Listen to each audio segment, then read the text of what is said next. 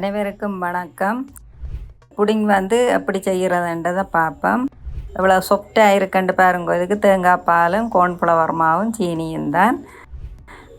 சுலபமாக ஒரு 10 நிமிஷத்தில் செய்யக்கூடிய சுகமான ரெசிபி. இதுக்கு ஒரு தேங்காய் பாலை வச்சு ஒரு ஸ்வீட் இனிப்பு ரெசிபி ஒன்று செய்யத்தான் பார்க்குறேன். இது தேங்காய் பால் சீனியும் கோன்ஃப்ளவர் மாவும் தான் இதுக்கு தேவையான சாமான்கள். திருவின தேங்காய் பூவை ஒருக்கா அடித்து போட்டு தான் புளிகிறேன். புளிஞ்சாத்தான் அந்த திக்கான பால் வரும். 3 கப் தண்ணி விட்டு 2 பால் தான் புளிஞ்சு எடுக்கிறேன். அவ்வளோ காணும் உங்களுக்கு செய்கிறதுக்கு. இந்த கப்பால் 3 கப் தேங்காய் எடுத்தேன்னா அதே கப்பால் 3 கப் தண்ணி விட்டு தான் இந்த பால் புளிஞ்சு எடுத்துருக்கு. நல்லா திக்காக இருக்கணும்.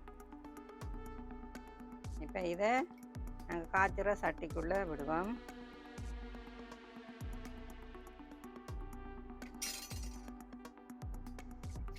முக்கால் பங்கு விட்டுட்டு காப்பங்கு வைக்கிறோம். இந்த புடிங்குக்கு தேவையான சீனி நான் இது 100 கிராம் சீனி எடுத்துருக்கிறேன். உங்களோட இனிப்புக்கு தக்க மாதிரி நீங்கள் அதை சேர்த்துக்கொள்ளுங்க. ஒரு சொட்டு உப்பும் போடுறேன். அதை தூக்கி கொடுக்கும் இதுக்கு இனிப்புக்கு. மிச்ச தேங்காய் பாலில் 3 மேசக்கரண்டி கோன்ஃப்ளவர் மாவு எடுத்துருக்கிறேன். இதை போட்டு கரைச்சி வைப்போம். இது கரைச்சி ஒரு பக்கமாக வைக்க போகிறோம். கட்டி இல்லாமல் வடிவாக கரைக்கணும்.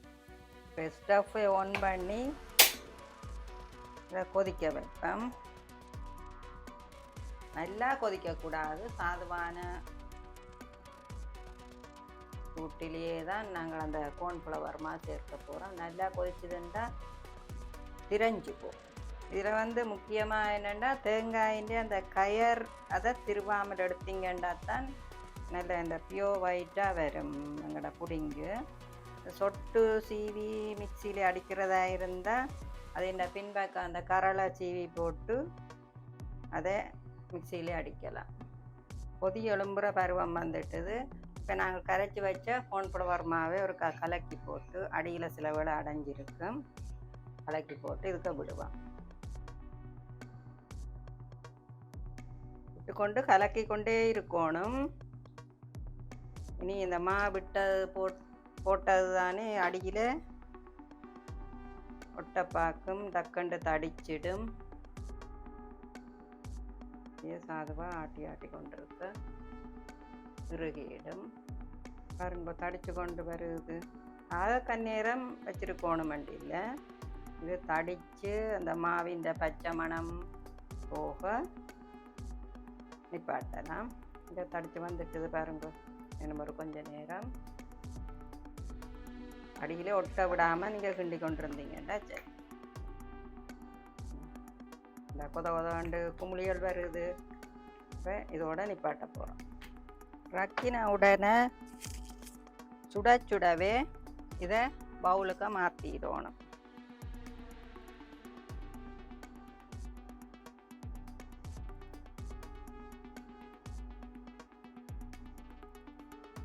பாருங்க அந்த மாதிரி வந்துட்டுது. இப்படியே ஆடுது. இப்படியே இதை ஆற வைப்போம். இதோட தேங்காய் பால் புடிங் ஆற வச்சு 2 மணி நேரம் ஃப்ரிட்ஜுக்கு வச்சு எடுத்து உணர்ந்துட்டேன். இப்போ இதை பீஸ் வெட்டி பார்ப்போம். அதில் சொக்காக அந்த மாதிரி தெரியுது. சின்ன பிள்ளைகள், வயது போனவை, பல்லு பிரச்சனை ஆட்கள் எல்லாருக்குமே விரும்பி சாப்பிடக்கூடிய, பார்க்க வச்ச உடனே உசண்டு போயிடும்.